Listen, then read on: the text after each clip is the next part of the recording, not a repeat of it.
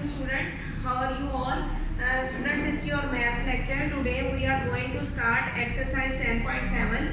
In previous exercises, exercise 10.6, 10.5, इसमें मैंने आपको ट्राइंगल बनाना सिखा दी थी कि कैसे प्रोटेक्टर के ज़रिए आप एंगल को ड्रॉ करते हैं और कैसे कंपास को यूज़ करते हुए दी गई मेजरमेंट की आप आर्क को ड्रॉ करते हैं और ज्वाइन कैसे करते हैं पॉइंट को।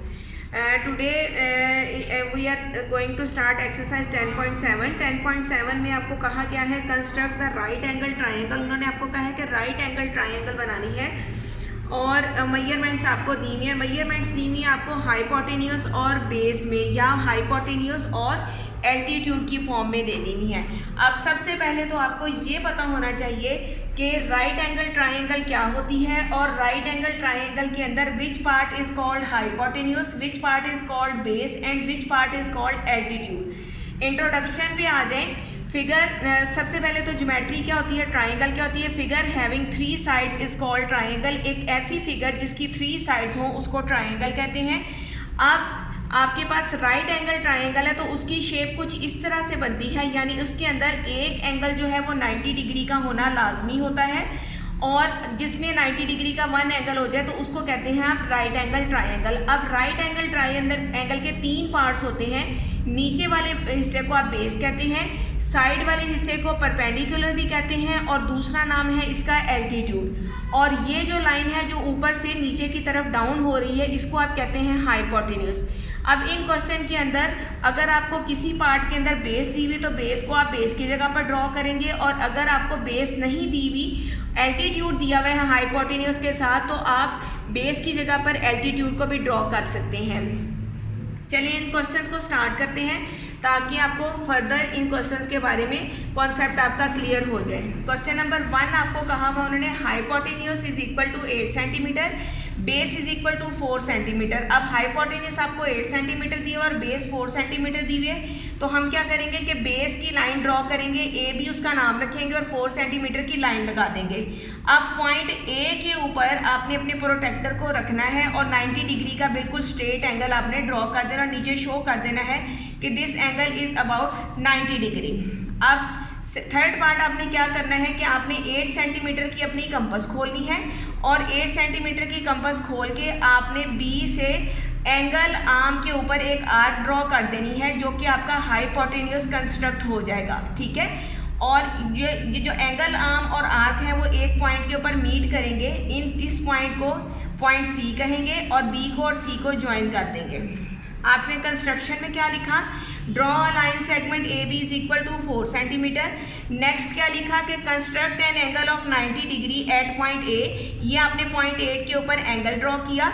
इस एंगल को ड्रॉ करने के साथ ही आपको ट्राइंगल की एल्टीट्यूड जो है वो मिल जाएगी, which will produce altitude of triangle A B C. कि ये आपके पास एल्टीट्यूड या परपेंडिकुलर आपको मिल गया इसका।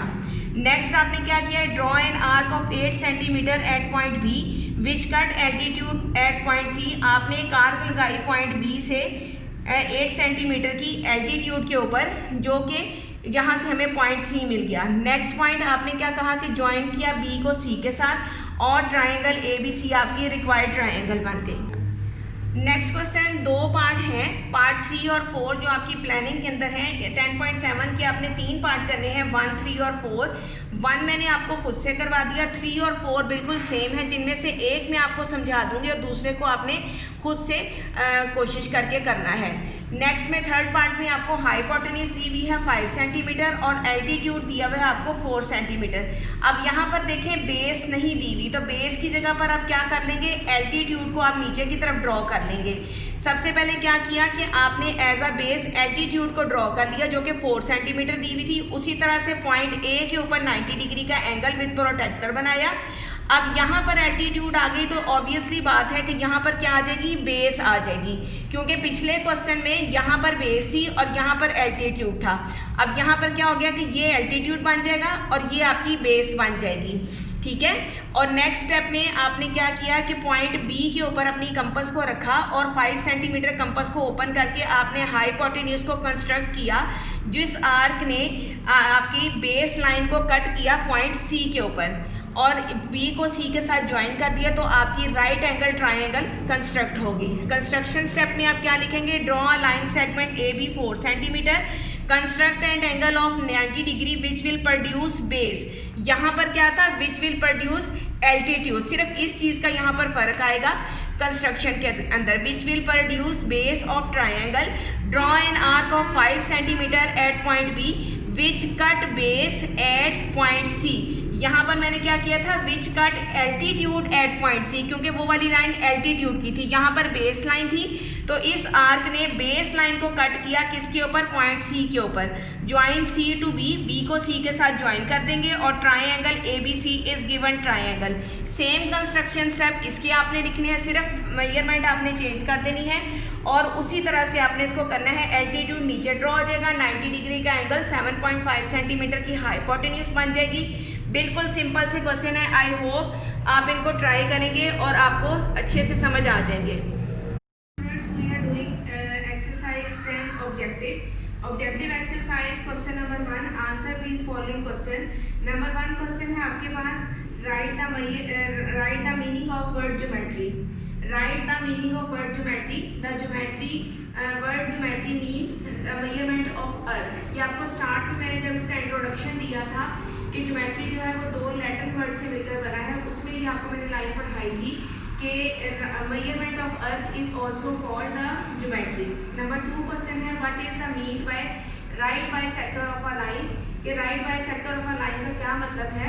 आपको ये क्वेश्चन करवाए हुए कि एक लाइन ड्रॉ करते हैं, उसको बिल्कुल सेंटर से कट कर देते हैं, उसका राइट बाइसेक्टर बन जाता है। A right bisector of a line is a line which is perpendicular to it and passes through its midpoint. Right bisector किसी भी लाइन का ऐसी लाइन होती है जो उस लाइन के बिल्कुल परपेंडिकुलर हो, यानी उस लाइन के ऊपर बिल्कुल स्ट्रेट ऐसे हो और वो उसके मिड पॉइंट को टच करती हुई गुजरे, उसका सेंटर बना दे। How many elements are required to construct a triangle. एक ट्राइंगल को कंस्ट्रक्ट करने के लिए कितने एलिमेंट की जरूरत होती है। 3 elements are required to construct a triangle. 3 element किस तरह से होते हैं कि या तो आपको तीनों साइड्स दे दी जाती हैं, या आपको 2 एंगल और एक साइड दे दी जाती है, या आपको 3 एंगल दे दिए जाते हैं। तो उस सूरत में हम कहते हैं कि 3 elements are required to construct 10 angle. Question number 5, define line segment. A line segment is a part of line which has 2 distinct end point. Line segment एक ऐसे लाइन के एक ऐसे पार्ट को कहते हैं जिसके 2 एंड पॉइंट लाजमी मौजूद हो। जैसे सपोज आप कोई भी ट्राइंगल को बनाने के लिए लाइन सेगमेंट लगाते हैं 4 सेंटीमीटर और 5 सेंटीमीटर, यानी आपको एक स्पेसिफिक मेजरमेंट दे दी जाए, उसको कम या ज्यादा ना किया जा सके, तो उसको कहते हैं लाइन सेगमेंट। क्वेश्चन नंबर 2 है, fill in the blanks. A dash is a part of a line which has 2 distinct end point. ये देखें, ये बिल्कुल यही क्वेश्चन दिया हुआ है, तो इसका आंसर क्या होगा, line segment is a part of line which has 2 distinct end point. Number 2, the unit of measuring an angle is called degree. यानी एंगल को जब अगर भी लिखा जाता है तो डिग्री फॉर्म में लिखा जाता है, उसका यूनिट डिग्री होता है। A straight line has an angle of 180। Straight line के ऊपर एंगल 180 होते हैं। अगर आप अपने प्रोटेक्टर को देखें गौर से तो एक साइड के ऊपर 90 डिग्री होता है, दूसरी साइड में भी 90 डिग्री होता है, 90 और 90 180 बन जाता है, टोटल कर दिया जाता है। लेफ्ट साइड और राइट साइड को प्लस कर देते हैं। 4 ब्लैंक है, only 3 elements can be construct a triangle but one of them must be a side. 3 elements triangle को कंस्ट्रक्ट करने के लिए जरूरी होते हैं, लेकिन इन तीनों में से एक चीज जो है वो साइड होना जरूरी है, यानी एक लेंथ आपके पास लाजमी मौजूद होनी चाहिए। उसके अलावा आपके पास 2 एंगल हो जाए, 3 एंगल हो जाए, इस तरह से उन एंगल्स के ऊपर कोई फर्क नहीं पड़ेगा, लेकिन एक साइड का होना जरूरी है। जी बेटे, अब है आपके पास question number 3, take the correct answer. आपने करेक्ट आंसर के ऊपर टिक लगाना है। मैं क्वेश्चन रीड करती जाऊंगी और ये मैंने बोर्ड के ऊपर आपके पास टिक जो करेक्ट ऑप्शंस हैं ये मैंने लिख दी हैं। नंबर 1 है, in a line segment A B the right bisector passes through its. अगर ए बी एक लाइन हो और उसका राइट बाइसेक्टर किस पॉइंट से गुजरेगा। नंबर 1 ऑप्शन आपको दी हुई थी point A, number 2 point B, number C mid point और number D none of these. आपको मैंने अभी ब्लैंक से बताया था कि राइट बाइसेक्टर कहाँ से पास करता है, मिड पॉइंट से, तो सी ऑप्शन आपकी ठीक हो जाएगी, इसके ऊपर आप टिक लगा देंगे। नंबर 2 है, bisection mean divided into parts. Bisection का क्या मतलब होता है कि कितने हिस्सों में डिवाइड कर देना। ये मैंने आपको डेफिनेशन में भी करवाया था, 1 पार्ट, 2 पार्ट्स, 3 पार्ट्स या 4 पार्ट। तो बाइसेक्शन का मतलब होता है किसी भी लाइन को 2 पार्ट्स के अंदर इक्वली डिवाइड कर देना। Number 3, a right bisector intersect the line at the N angle of. Right bisector जो है किसी भी लाइन को इंटरसेक्ट करता है और इंटरसेक्ट करने के बाद कितने डिग्री का एंगल बनता है, 60 डिग्री का, 45 डिग्री का, 90 डिग्री का या 180 का। तो जिस वक्त भी राइट बाइसेक्टर बनता है तो हमेशा एंगल लाइन बिल्कुल स्ट्रेट बनती है, तो स्ट्रेट एंगल जो है वो 90 डिग्री का होता है। Number 4, the sum of interior angle in a triangle is always.